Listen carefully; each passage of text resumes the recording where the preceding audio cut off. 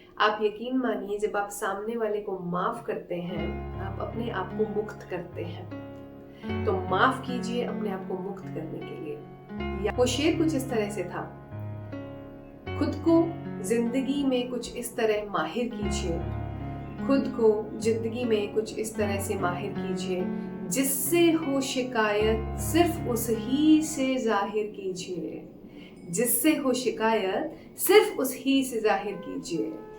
नमस्कार, ओम आप सभी का स्वागत है मेरे YouTube चैनल योग शिखा में।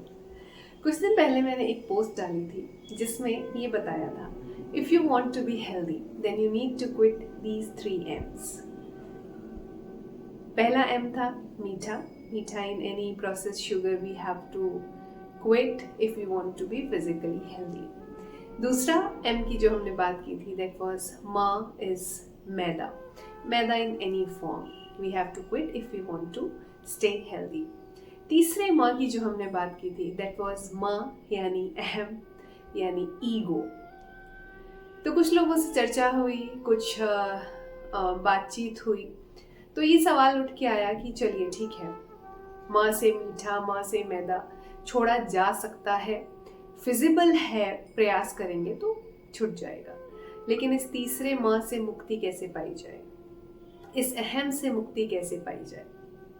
तो इसके ऊपर जो बात हुई उसके बारे में कुछ आपको 2-3 पॉइंट्स बताती हूँ। अगर आप इन पॉइंट्स को अपने जीवन में उतारेंगे तो आप मेंटली अपने आप को बहुत हेल्दी फील करेंगे। सबसे पहली बात है, हमें ये स्वीकार करना होगा कि हम अहम के शिकार हैं, हम ईगो के शिकार हैं। सबसे बड़ा मसला वहीं आता है जब हम चीज़ों को एक्सेप्ट नहीं करते हैं। तो हमें पता है कि हमारे अंदर अहंकार है, किसी भी चीज को लेके हो सकता है, तो उसे स्वीकार कीजिए। अब दूसरी चीज, हम इससे मुक्ति कैसे पाएं? तो पहली चीज ये है, देखिए, जब भी अहंकार की बात आती है तो सबसे पहले हम उन लोगों को याद करते हैं, लोगों से जो हमें शिकायतें हैं, हम उन शिकायतों को याद करते हैं। फिर हम ये सोचते हैं कि मैं फला व्यक्ति से बात क्यों करूं, वो तो उसने मेरे से बहुत टाइम से बात नहीं की है, उसने मेरे साथ कांटेक्ट नहीं रखा, उसने मेरे साथ ऐसा किया, मैं क्यों उसके साथ कुछ अच्छा कर लूं, या मैं क्यों पहुंचूं, मैं क्यों पहल करूं। सबसे बड़ा रीज़न हमारे मन मस्तिष्क की बेचैनी का, रेस्टलेसनेस का, परेशानी का, वजन का, जो हम गार्बेज लेके चलते हैं, उसका सबसे बड़ा कारण ये है। एक छोटी सी बात है, अगर कोई व्यक्ति आपसे नहीं बात कर रहा लंबे समय से, आप कर लीजिए, एक मैसेज कर दीजिए, सिर्फ एक मैसेज कर दीजिए, हाय हेलो। आजकल तो सोशल मीडिया का ज़माना है, हमारे पास बहुत सारे साधन हैं, पुराने दोस्त हैं, पुराने दोस्तों को एक बार हाय हेलो करके पूछ लीजिए क्या हाल है। विश्वास मानिए, कोई बहुत बुरा जवाब नहीं आएगा। विश्वास मानिए, कोई बहुत बुरा जवाब नहीं आएगा। ज़्यादा से ज़्यादा क्या आएगा, और आज कैसे याद कर लिया, तो सिंपल लिखिए, बस ऐसे ही, बहुत टाइम हो गया था बात किए हुए। करके देखो, it's very simple, it's very simple.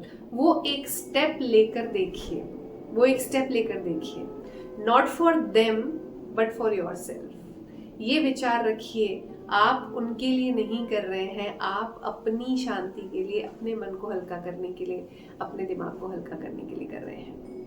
तो कोई ऐसा व्यक्ति जिससे आप बात किया करते थे, अगर फिजिबल है आपकी करंट परिस्थितियों को देखते हुए, तो उस व्यक्ति से कांटेक्ट आप बना सकते हैं। अगर नहीं फिजिबल है, अगर उस व्यक्ति से आपको संपर्क नहीं रखना है, तो फिर बिल्कुल हट जाइए, देन कंप्लीटली लेट गो। आधा अधूरा दिमाग में कॉन्फ्लिक्ट हम लोगों को नहीं रखना है, या तो सामना कीजिए या निकल लीजिए, 2 ही ऑप्शन है। दूसरी चीज, बहुत सारे लोगों से हमें शिकायत होती है, बहुत सारे लोगों से हमें शिकायत होती है, और उस शिकायत को, उस उलझन को, उस दर्द को, उस तकलीफ को लेकर हम अपनी लगभग सारी जिंदगी निकाल देते हैं।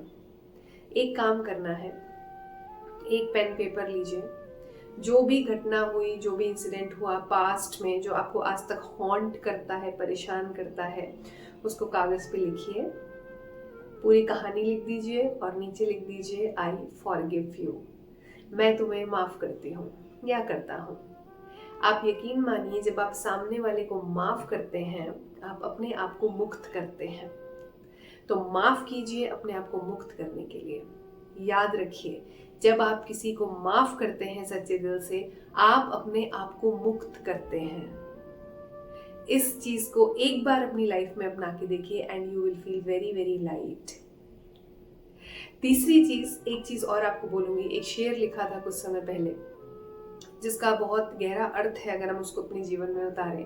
वो शेर कुछ इस तरह से था, खुद को जिंदगी में कुछ इस तरह माहिर कीजिए, खुद को जिंदगी में कुछ इस तरह से माहिर कीजिए, जिससे हो शिकायत सिर्फ उस ही से जाहिर कीजिए, जिससे हो शिकायत सिर्फ उस ही से जाहिर कीजिए। हम क्या करते हैं, हमें किसी से शिकायत है, हम केवल उस व्यक्ति को छोड़ के आसपास के 10 लोगों से उस विषय में बात कर लेंगे, लेकिन जिससे करनी चाहिए हम उससे बात करते ही नहीं हैं। और फिर धीरे धीरे धीरे धीरे ये इतनी खराब सिचुएशन बन जाती है कि अच्छे खासे रिश्ते खराब होते हैं। और जब बाहर के रिश्ते खराब होते हैं, आपके अपने साथ रिश्ते भी खराब होते हैं। तो अपने आप को कुछ जीवन में इस तरह से माहिर कर लीजिए कि जिससे हो शिकायत सिर्फ उसी से जाहिर कर लीजिए, आधी से ज्यादा प्रॉब्लम सॉल्व हो जाएंगी। कुछ चीजें हैं, इन चीजों को आप अपना के देखिए जब हम किसी भी यात्रा पे निकलते हैं तो सामान कम से कम हो, वजन कम से कम हो, तो वो यात्रा बहुत सुखद होती है। उसी तरह से ये ब्यूटीफुल सी यात्रा है जीवन की। अपने मन मस्तिष्क पर जितना वजन कम रखेंगे, जितना हल्का इस यात्रा को करेंगे, उतनी यात्रा ये ब्यूटीफुल होगी। सुनने के लिए थैंक यू। आपकी अगर कुछ राय हो, कुछ विचार हो तो ज़रूर से मुझसे शेयर कीजिएगा, मुझे अच्छा लगेगा। Thank you so much for watching योग शिखा।